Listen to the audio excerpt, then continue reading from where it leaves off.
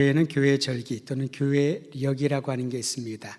우리도 일상에서 24절기를 거치면서 보냅니다마는 교회력의 시작은 주님 오심을 기다리는 대림절 또는 대강절이라고 표현을 합니다마는 대림절을 시작으로 출발을 합니다. 그리고 나서 마지막 절정에 오르는 교회력은 왕이신 그리스도 주일이라고 읽었습니다. 다시 말하면 세상을 구원하러 오시는 그리스도를 기다리는 것으로 시작하여 왕이신 그리스도 이름을 높여드리며 절정에 이르게 됩니다. 오늘이 바로 왕이신 그리스도 주일이라고 하는 교회력의 마지막 절기입니다. 이제 다음 주부터는 대림절이 시작되겠지요. 반복되는 교회 절기를 우리가 보내면서 그저 52주 주일이 되면 예배를 드리고 봉사를 하고 또 설교도 듣고 사역도 하고 섬기기도 하고 그렇게 지나는 것이 아니라는 거죠. 이러한 교회 절기는 우리로 하여금 아름다운 신앙 습관을 형성하는 데 도움을 줍니다. 아름다운 신앙 습관을 형성하는 데 도움을 준다라는 거죠. 사실 여러분, 습관은 굉장히 중요합니다. 인생을 이끄는 강력한 힘이 있습니다. 그렇기 때문에 습관에 따라서 그 사람의 삶의 방향이 달라지기도 합니다. 습관은요, 환경에 따라서 저절로 자연스럽게 형성되는 것도 있지만은 좋은 습관은 반복되는 연습을 통해서 형성됩니다. 또 나쁜 습관은 반복되는 훈련과 연습을 통해서 사라지기도 하고요, 좋은 습관으로 바뀌어지게 됩니다. 자전거 혹시 못하시는 분 계시나요? 의외로 자전거를 잘 못하는 분들이 있더라고요. 또는 오래전에 타서 지금은 안 타본 지가 4, 50년 돼서 못한다, 그런 분도 있을 거예요. 하지만 한번 타보십시오. 예전에 탔던 그 움직임이 예전처럼 같지는 않더라도 자전거를 타는데 옛날에 몸에 배어있던 것이 기억이 날 것입니다. 저도 초등학교 때 아버지로부터 자전거를 배웠는데요, 아빠들이 가끔 선의의 거짓말을 할 때가 있어요. 자전거를 타는데 뒤에서 잡아주면서 넘어지려고 그러면 붙들고 넘어지려고 하면 붙들고 그러시더라고요. 그래서 제가 타면서 그랬어요. 아빠 뒤에 계시죠? 붙들고 있죠? 그렇대요. 근데 가다 보니까 뭔가 조금 이상해요. 들어봤더니 안 붙들고 계시더라고요. 저는 지금 달려가고 있는데, 그런데 아마도 용기를 주기 위한 말이 아니었을까라는 생각이 듭니다. 그렇게 힘들게 배운 자전거, 여러 번 넘어지고 무릎이 깨져서 무서워 안 하고 싶었던 것도 익히고 나면은 그게 몸에 배이고 오랫동안 타다 보면 습관이 되는 거죠. 제가 중고등학교 때는 자전거로 통학을 하는데 아주 도움이 되었습니다. 그리고 한 20여 년이 지난 다음에 오랜만에 또한 자전거를 탔어요. 영국에서 공부를 할 때 학교까지 한 20분이 걸리는데 제가 차가 없으니까 자전거를 하나 누가 빌려줬습니다. 1년 동안 빌려줘서 그 빌린 자전거로 학교를 통학을 하는데 처음에 좀 걱정이 됐죠. 왜냐하면 한국과 달리 차가 가는 방향의 반대쪽이었거든요. 위험할 수도 있으니까. 그런데 그런 걱정은 한 30분, 1시간 타고 나서는 금방 지워졌습니다.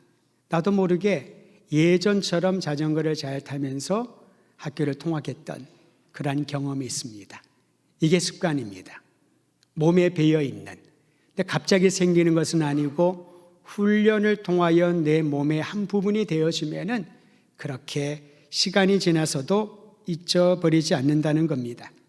이거는 여러분, 이러한 운동이나 자전거뿐만 아니라 내면에도 마찬가지입니다. 내면의 삶이, 마음이 훈련되기 시작을 하면 그것이 나의 좋은 영적인 습관으로 자리를 잡게 되면은요, 그 사람의 성품이 되고 그 사람의 인성이 되고 그 사람뿐만 아니라 주변 이들에게 도움을 주는 아름다운 삶을 살아가게 된다는 겁니다. 예를 들면 여러분, 타인을 배려하는 마음이라든가 인사의 예절을 하는 바른 태도도 마찬가지입니다. 남을 존중하는 말과 행동도 마찬가지지요. 살펴보면은 인사성이 없는 분들이 있는데 그건 인사성이 없는 것이 아니라 본인은 의도하지 않은 것입니다. 의도하지 않게 그냥 지나치고 옆에 사람이 안 보인 것뿐이지 절대로 악의가 있어서는 아닙니다. 어려서부터 그런 훈련이 제때 안 되었기 때문에 나이가 들어서 그런 훈련을 하는 것은 조금 쑥스럽기도 하고 쉽지가 않을 겁니다. 어떤 분은 굉장히 예의가 바릅니다. 말을 해도 어휘를 선택을 해도 어쩌면 그렇게 사람 기분 좋게 만드는 말을 하는지 그 사람과 대화를 하면은 행복감까지 느끼기도 합니다. 어떤 분은 물론 그런 의도가 아니지만은 입만 열면 상처를 줍니다. 기분이 나쁩니다. 뭔가 불쾌해지는 것들이 있죠. 근데 그 사람을 사귀어보면 결코 다른 뜻이 있어서가 아닙니다. 그가 입에 붙어 있는 어휘나 말하는 방식이 그럴 뿐이지요. 여러분, 그렇게 살다가 그렇게 세상을 떠나는 게 좋을까요? 훈련이 필요하다는 겁니다. 마음의 훈련이 필요하고 언어와 행동의 훈련이 있어지면 그 사람의 성품이 되고 그 사람에게 좋은 습관이 될 것입니다. 사람마다 생활 루틴이 있습니다. 여러분, 아침에 일어나자마자 뭐부터 하시나요? 이런 질문을 했더니 목사님 뭐 그런 질문을 하시나요? 아침에 일어나면 기지개 펴야죠. 화분 크게 한번 해야죠. 또는 어떤 분들은 아침에 일어나면서 오늘도 행복하게 파이팅! 그렇게 하는 분도 있다고 해요. 각자의 생활 패턴이 분명히 있을 겁니다. 저는 아침에 일어나면은 침대에 잠깐 앉아서 주여 그리고 시작을 합니다. 기도를 하는 것은 아니고요. 개인의 기도 시간과 새벽 기도에는 따로 있습니다만은 그냥 시작하면 아침에 눈을 뜨면은 저도 모르게 주여 그렇게 시작을 하더라고요. 생활의 루틴이 되어진 거죠. 그것은 옳고 그름의 문제가 아니라 각자가 살아가는 방식이 다르다라는 겁니다. 운동선수들을 보면 참 놀랍습니다. 그들의 휴식기에도 그들은 쉬면서도 운동을 그치지 않습니다. 가볍게 러닝을 하고 가볍게 운동을 하면서 조금씩 강도를 높여가지요. 자신의 몸의 근육과 신경과 생각들을 훈련시키는 겁니다. 루틴이라고 말을 합니다. 그리스도인들도 동일합니다. 운동선수가 규칙적인 운동 루틴을 통해서 자신의 기량을 성장시키고 또는 유지하는 것처럼 그리스도인들도 신앙의 패턴, 신앙의 루틴이 습관화되어야지만 지속적으로 성장할 수 있다는 겁니다. 제가 신방을 가보면 우리 연로하신 분들 보면요, 집에 가장 눈에 먼저 띄는 것이 성경책을 딱 펼쳐놓습니다. 옛날에 독서대 같은 그런 작은 상이 있지 않습니까? 성경책을 다 펼쳐놓고 성경을 읽으시더라고요. 어떤 분은 그럴 거예요. 이제 은퇴하시고 연세가 드셔서 특별히 외부 활동이 없으니까 성경을 읽으시는 거지. 저는 결코 그렇게 생각하지 않습니다.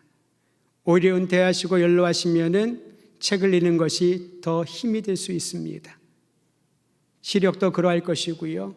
체력도 힘이 들 겁니다. 근데 저는 그분들의 삶의 패턴이, 영적인 삶의 패턴이 예수님을 믿고 난 이후로 그렇게 습관화되어지고 몸에 배었다라고 생각을 합니다. 몸에 배인 것은 본인은 못 느낍니다. 다른 사람이 느끼게 되는 거지요. 이분은 이렇게 하루를 시작하는구나. 이분은 이렇게 신앙생활을 하는구나. 따로 특별한 노력이 가해지지 않더라도 신앙의 루틴이 그렇게 되어져 있는 겁니다.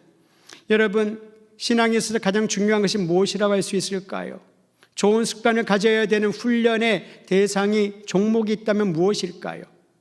예배, 기도, 말씀, 섬김, 복음전도, 기타 등등 여러 가지 있겠습니다만은 근데 그것이 생각처럼 쉽지가 않습니다. 특히 요즘 시대는 그렇다고 해요. 일하기 바쁘고 생활하기 어려운데 그저 여러 군데 하나님은 어디나 계시니까 내가 있는 곳에서 예배 드리면 되지. 그리고 코로나 이후에 일상에 되어진 그 유튜브라고 하는 채널을 통하여서 예배를 드리면 되지 라고 스스로를 합리화시킬 때가 있습니다. 그러면 그게 영적인 습관이 되어버리는 거지요. 굳이 현장에 가서 예배를 드리지 않더라도 굳이 내가 시간을 구별하여 새벽을 깨워 하나님 앞에 엎드리지 않더라도 그냥 내 마음 주님께서 아시지 그게 본인의 습관이 되어버릴 수 있다는 겁니다. 하나님을 높여드리는 예배를 중시한다는 것은 내 삶의 우선권이 하나님을 경배하는 것에 있다라는 나의 결단 아니겠습니까? 물질의 노예가 되지 않고 지혜롭게 사용하는 것도 훈련이 되어야 됩니다. 여러분, 낭비하는 거는요, 본인이 하고 싶어서 낭비하는 게 아닙니다. 물질을 사용하는 데 있어서 우선권을 정하는 것은 그가 물질적인 것에 탐닉해서가 아니라는 겁니다. 훈련이 안 되어서 그런 거죠. 지혜롭게 사용할 수 있는 훈련이 안 되어서 그런 겁니다. 우리가 선교사님들을 지원하고 후원하지 않습니까? 저도 훈련 받을 때에 그러한 선배가 있었는데 최근에도 우리 교인들 중에서 그러한 마음을 가진 분이 있어서 참 하나님이 신실하시다라는 생각을 합니다. 그분이 선교사를 지원하는 것은요, 아주 단순했습니다. 본인이 돈을 많이 벌어가지고 열심히 일해서 재정의 많은 부분들을 선교해야지. 우리는 그럴 때 있잖아요.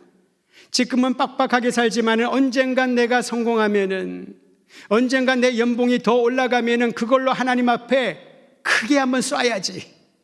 뭐 그런 생각을 할 때가 있는 것 같아요. 그런데 진정한 선교는 그렇지 않다는 겁니다. 오래전에 그 선보가 보여준 모범은요, 본인이 길을 가다가 보면은 마음에 드는 옷이 딱 눈에 띌 때가 있잖아요. 그럼 사고 싶더래요. 지갑을 딱 열어서 살려고 하는 순간에 그런 생각이 들었대요. 아, 내가 이거를 사러 온 것이 아니라 내 눈에 띄어서 지금 이 가격에 이 옷을 사면 내가 언젠가 입겠지. 그런 생각이 들면서 그것을 접고 그 돈을 빼가지고 다른 주머니에 넣는데요. 내가 이 옷을 산 걸로 간주하고 이 옷을 사려고 소비하려고 생각을 하고 돈을 지갑에 꺼냈으니까 이 돈은 선교비로 드려야지. 그렇게 모아서 선교사님들을 후원하는 선교비로 사용한다는 겁니다. 커피를 얼마나 좋아합니까? 저도 좋아하거든요. 하루에 3잔을 마신다 할 때 요즘은 최소한 얼마인지 아시잖아요. 그런데 그런 생각을 한다는 거죠. 하루에 3잔을 2잔으로 줄여서 그거를 모아가지고 내가 마신 셈 치고 선교사님들 사역하는 데 도와야지. 저는 20대 때 그 생활 패턴을 갖고 있는 그분을 보면서 나도 저렇게 할 수 있을까? 훈련이 되어야죠. 근데 최근에 그와 비슷한 얘기를 제가 들으면서 참 하나님은 신실하게 우리를 훈련시켜 주신다라는 생각이 들었습니다. 물질을 사용함에도 영적인 훈련과 그것이 자연스럽게 몸에 배이게 되면은 고민하는 시간들이 줄어들고 아예 없어지게 된다라는 겁니다. 지속적으로 기도하고 성경을 읽고 하나님의 뜻을 알고 순종하는 법도 훈련을 통하여 발견하게 되는 것이요. 여러분, 어떤 일을 결정할 때 어떻게 하시나요? 주변의 사람들의 조언을 듣습니까? 아니면 본인의 의지를 확고히 하는 것으로부터 출발을 하나요? 일반적으로 그리스도인이 가져야 될 좋은 영적 습관 중에 하나는요, 어떤 일을 결정을 할 때에 먼저 하나님 앞에 주님의 뜻을 구하며 말씀을 통하여 받는 방법일 겁니다. 두 번째는 영적인 지도자와의 상담과 나눔을 통하여서 확인받는 경우도 있을 겁니다. 세 번째는 물론 주변 환경들이 그 결정을 하는데 여러 가지 도움이 주는 주변 환경과 주변 사람들의 말도 도움을 받을 수 있겠고요. 이 모든 세 가지를 종합하여서 본인의 마음에 그리고 모든 이들에게 덕을 세우고 평강을 줄 수 있다면은 그 결정은 어쩌면은 우리에게 새로운 일을 보게 하는 출발일 거리라는 겁니다. 작은 일 결정 하나 할 때에도 우리는 하나님의 뜻을 구하고 영적 지도자의 말과 나눔을 통하여서 재확인받고 그리고 주변의 모든 상황들을 점검하면서 정말 이 결정이, 이 판단과 이 일이 하나님께는 영광이요, 나에게는 기쁨과 주변에 덕을 세우는 일이라면은 그 일을 결정해도 괜찮다라는 거지요. 그렇지 않고 그저 내 기준으로, 내 입장에서 나의 생각으로 판단하고 결정하기 시작을 하면은 그것이 그 사람의 평생의 습관이 될 것입니다. 그분의 기준이 될 것입니다. 그래야면 하나님의 뜻도 알지 못할 뿐만 아니라 하나님이 허락하신 귀한 지도자와 귀한 사람들과 환경의 움직임에 대해서도 분별하지 못하는 그런 안타까움을 겪게 되는 것이지요. 영적인 훈련, 영적인 습관을 통하여서 더 풍성한 삶을 누리기를 주의 이름으로 축원드립니다. 바울은 성도들에게 그리스도를 닮아가는 영적 습관을 가지라고 기도하며 강권하고 있습니다. 교회의 핵심 가치가 무엇일까요? 그것은 여러분, 예수 그리스도가 만왕의 왕이시요 나의 주님이시다 라는 고백이 있습니다. 다른 것은 부차적인 겁니다. 예수 그리스도께서 만왕의 왕이시요 나의 주님이시다 라는 이 고백 위에 모든 신앙생활이 가지를 내고 잎을 달고 열매를 맺게 되는 것이지요. 세상에서 왕은 어떤 존재입니까? 명예롭고 영광스러운 신분입니다. 요즘은 그런 얘기를 많이 안 하지만은 이제 족보 얘기를 하고 가문 얘기를 하면서 우리는 왕의 혈통이라고, 대부분 이 시성을 가지신 분들이 다들 왕족이라고 하는 생각에 착각에 빠져 있을 때가 많이 있지요. 물론 족보를 보면은 그렇게 어떻게 될 겁니다. 왜 그런 얘기를 이렇게 오랜 시간이 지났는데도 얘기를 할까요? 자랑스럽거든요. 왕권은 자랑스러운 자리입니다. 사람들의 존중과 높임을 받습니다. 독보적인 권한을 가지고 사람들을 다스리는 자리입니다. 왕명이요 하면 다 들어야 되지 않습니까? 반면에 그리스도의 왕권은 세상의 왕권과 확연한 차이가 있습니다. 예수 그리스도의 왕권은 사람들에게 돋보이기보다 낮아지는 왕권입니다. 자기의 뜻과 자기의 생각과 유익을 위하기보다 다른 사람을 먼저 위하는 왕권입니다. 많은 것을 소유하기보다 자신의 모든 것을 내려놓는 왕권을 지니신 왕이 바로 그리스도, 우리 주님이라는 것이지요. 여러분, 교회의 머리가 되시고 만왕의 왕이신 예수님의 왕권을 드러내는 표식이 있다면 어떤 표식이 있을까요? 교회의 표식을 보여주는 십자가가 아닐까 싶습니다. 교회는 건축을 하면요, 건물 가장 높은 곳에 십자가를 세워서 그리스도의 왕권을 가시화합니다. 저는 제가 군 복무를 할 때에 야간 경계를 하고 있는데요, 제가 거여동에서 했기 때문에 변두리지만은 시내가 다 보이잖아요. 높은 곳에서 경계 근무를 하고 있으면은 그 거여동 마천동 그부터 시작을 해서 주변의 송파구 전체에 빨간 십자가가 얼마나 많은지 과장하면 하늘의 별처럼 많았었습니다. 그래서 경계를 하면서, 우리 경계도 잘했지만은 기도하는 마음이 있었습니다. 하나님, 하늘의 별처럼 많은 이 십자가, 그 십자가의 복음이 많은 사람들에게 전파되는 교회들이 되게 해주세요. 그런 기도의 시간을 가졌던 기억이 있습니다. 교회의 교회됨을, 그리스도의 왕권을 보여주는 표식은 십자가이란 것을 모두가 인정할 것입니다. 그런데 여러분, 본래 십자가는 왕권의 표식으로 사용하기에는 매우 부적절했습니다. 왜냐하면 십자가는 저주받고 버림받은 흉악범을 처형하는 형틀이었거든요. 그러니까 십자가를 보면은 그 저주받은 인생, 흉악한 사람들의 모습들이 떠올라서 보고 싶지 않은, 거부하고 싶은 것이 바로 십자가였거든요. 근데 우리는 십자가를 어떻게 생각을 합니까? 그렇게 보고 싶지 않은, 거부하고 싶은 그런 물품이 아니지 않습니까? 왜 그러는가요? 십자가 그 자체가 아니라 십자가에 못 박혀 죽으신 예수님께서 십자가의 의미를 바꾸어 놓았기 때문에 그렇습니다. 예수님이 십자가에 달려 돌아가지 않으셨다면 여전히 십자가는 우리의 눈에는 들어오지 아니하는 그러한 거친 버려진 나무 토막에 불과할 것입니다.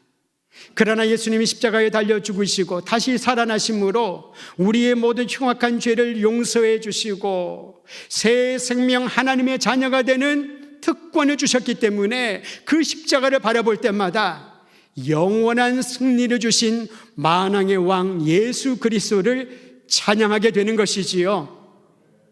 성도 여러분, 우리가 십자가를 바라볼 때마다, 우리의 마음에 새겨진 십자가를 생각할 때마다 예수님이 나의 왕이시고 예수님이 나의 주인이시고 예수님의 영광을 드러내는 것이 내 인생의 최고의 최종의 목적인 줄을 날마다 읊조리며 주님만을 바라보기를 간절히 축원드립니다.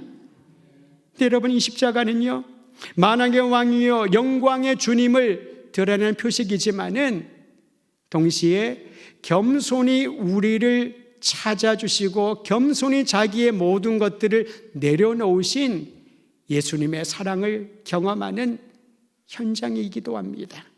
인간의 모든 죄를 용서하시고 승리하신 왕으로 오신 예수님은 여러분과 저를 살리기 위하여 자기 자신을 낮추시고 가장 비천한 곳으로 직접 찾아오신 겁니다.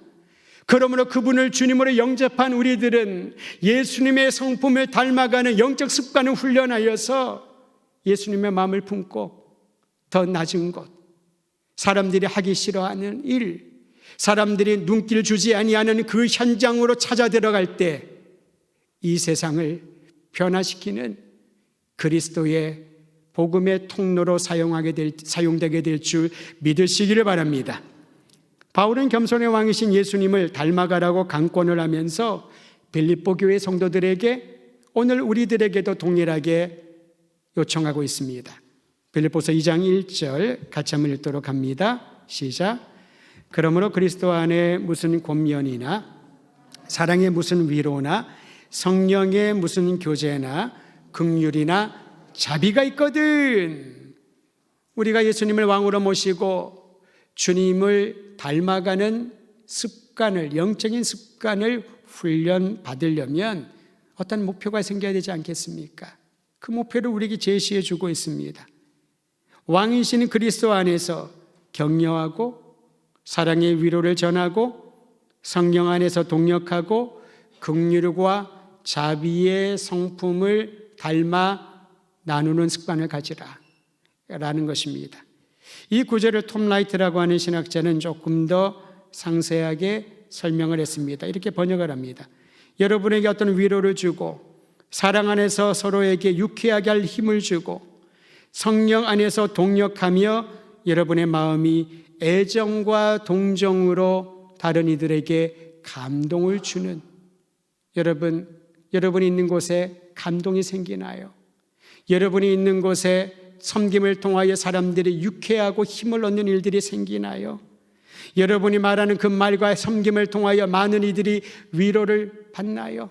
바로 그것이 왕이신 그리스도 안에 있는 사람들이 영적인 훈련을 통하여 갖게 될 습관이요 기대감이라는 겁니다.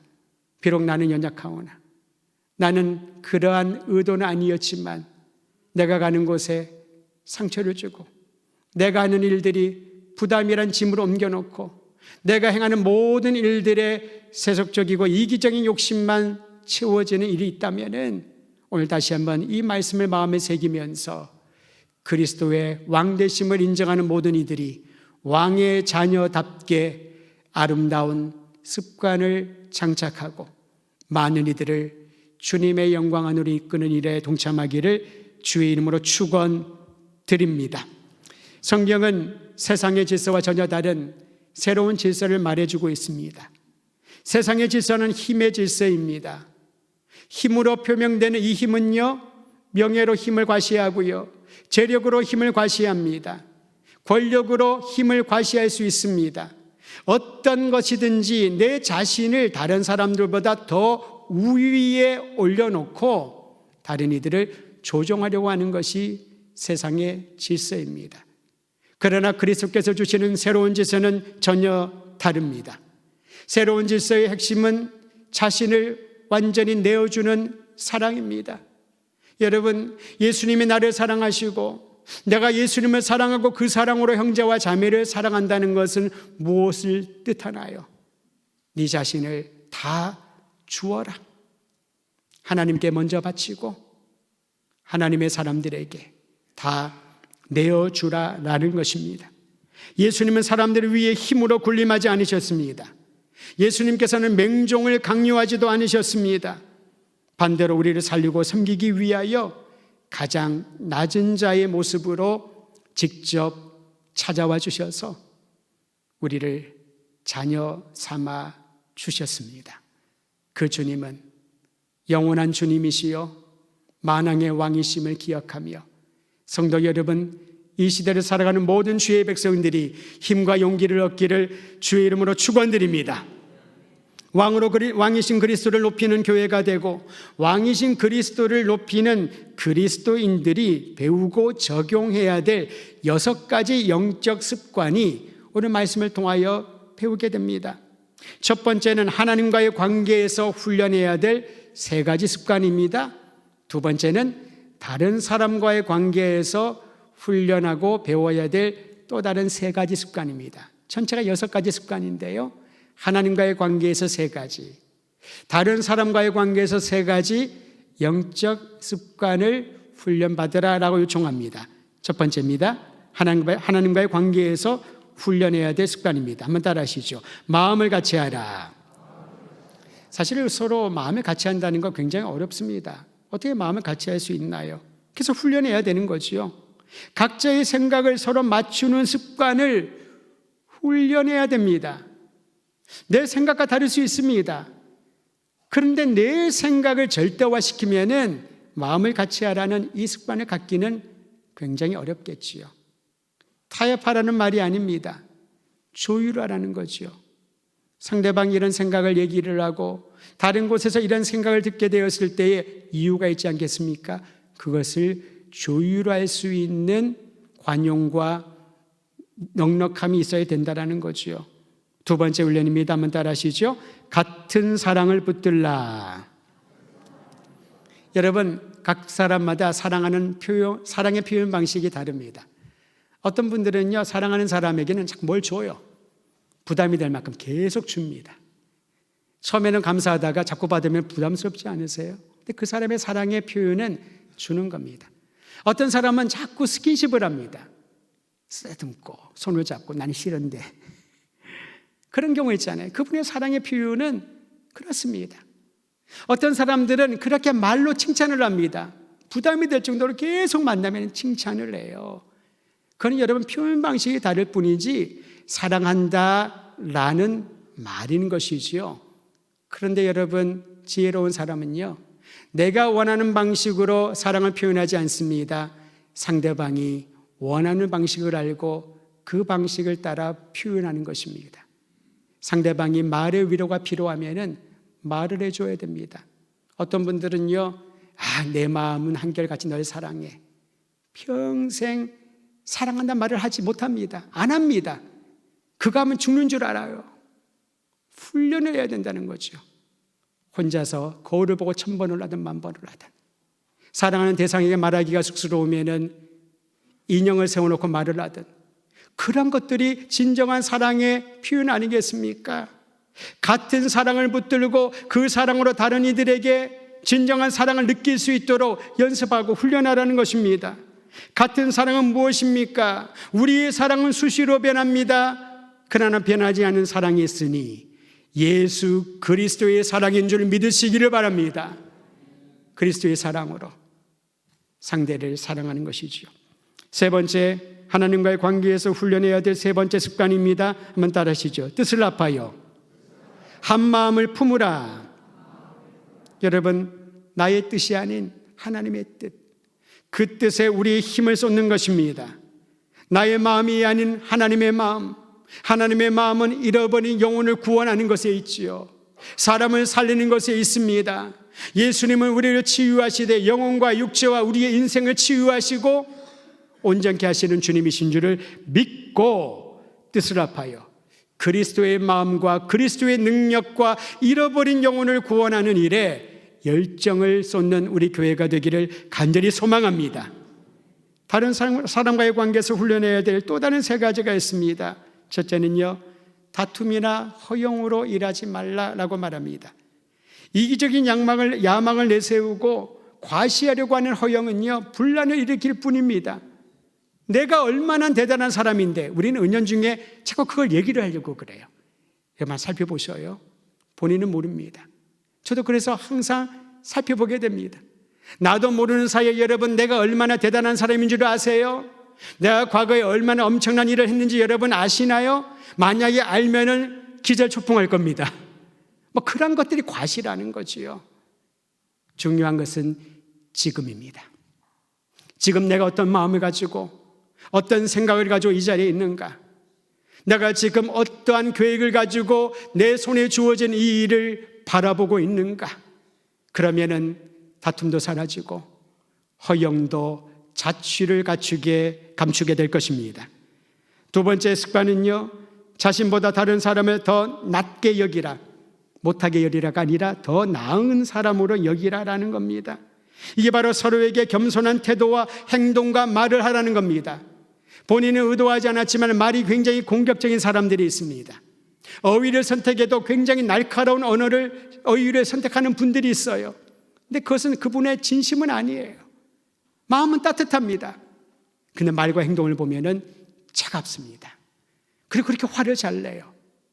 여러분 잘 아시나 모르겠습니다만 제가 제 아내를 얼마나 사랑하는지 잘 아시죠? 근데 가끔 제가 아내한테 막 화를 내더라고요. 제가 조금 충격을 받습니다. 왜 내가 화를 내지? 이게 사랑하는 아내에게. 근데 곰곰이 생각하다가 어떤 뇌과학자가 하는 얘기를 들었는데요, 공감이 갔습니다. 우리가 가장 가까운 사람에게 화를 잘 내는 이유는 뇌가 그렇게 인식한다는 거예요. 그 사람과 나를 동일시한다는 거죠. 그러니까 자기가 자신에게 화가 나는 거예요. 근데 내가 내 자신한테 화를 내지 못하니까 모르는 사이에, 그런데 그 무의식 가운데 뇌가 인식을 한다는 거죠. 가장 가까이 있는 가족에게, 친구에게, 편한 사람에게 화를 내는데 또 나중에 후회하잖아요. 내가 이러면 안 되는데. 자신 한번 점검해 보십시오. 아내에게, 남편에게, 친구에게, 자녀에게, 부모에게 화를 잘 내잖아요. 동의시하는 경향이 강하다는 겁니다. 그거를 인식한다면은 훈련을 해야죠. 습관을 바꿔야 됩니다. 그렇지 않으면은 우리는 항상 나는 그냥 당신이 편해서 그런 거니까 이해해. 그런 변화가 없는 거죠. 그 모습을 보면 누가 감동을 받겠습니까? 그 모습을 보면은 자녀가 어떤 삶을 생각을 할까요? 그 모습을 보면은 예수님 안 믿는 사람들이 신앙생활하고 난 이후의 변화를 어떻게 이해할 수 있을까요? 예수 믿으나 믿지 않으나, 직분을 받으나 받지 않으나, 목사나 그렇지 않은 평신도나 똑같다면은 누가 예수님을 믿겠다라고 자발적으로 나오겠냐는 거지요. 그리스도인이라면은, 왕이신 그리스도를 섬기고 주님을 인정하는 사람이라면은 주님의 자녀답게 훈련해야 됩니다. 마지막 세 번째로, 자기 일을 돌보는 것에 그치지 않고 다른 사람들의 일을 돌아보라라는 것입니다. 예수님이 제자들에게 절체절명의 사명을 선언하셨죠. 세상 속으로 들어가라. 그리고 거기에서 소금이 되어라. 빛이 되어라. 소금이 소금되고 빛이 빛이 되려면 자기가 없어져야 됩니다. 우리는 왜 화를 내나요? 내가 없는 것처럼 사람들이 여기니까, 나를 깔보니까, 나를 무시하니까, 내 말을 아주 들어주지 않으니까. 훈련해야 된다는 거죠. 소금과 빛은 없어져야 역할을 감당합니다. 예수님이 제자들에게 소금과 빛이 되라 라고 말씀하셨을 때 제자들은 도무지 이해가 안 됐을 겁니다. 그러나 성령이 충만함, 성령 강림의 역사를 경험한 이후에 그들은 비로소 조금씩 알게 되었을 겁니다. 내 생명 다 바쳐 주님의 걸어가신 십자가 길을 걸어가리라. 피하지 않고, 숨지 않고, 회피하지 않고 세상 속으로 들어가리라. 나를 환영하지 않고 돌팔매질을 하고 나에게 조롱과 욕을 하고 무거운 짐을 짊어주는 그 세상 안으로 들어가리라. 이것이 왕이신 그리스도를 주님으로 모시는 사람들이 연습하고 장착하고 살아야 될 습관인 줄을 알고, 이 아름다운 모습을 날마다 새롭게 세워가는 믿음의 형제와 자매들 되기를 주의 이름으로 축원드립니다.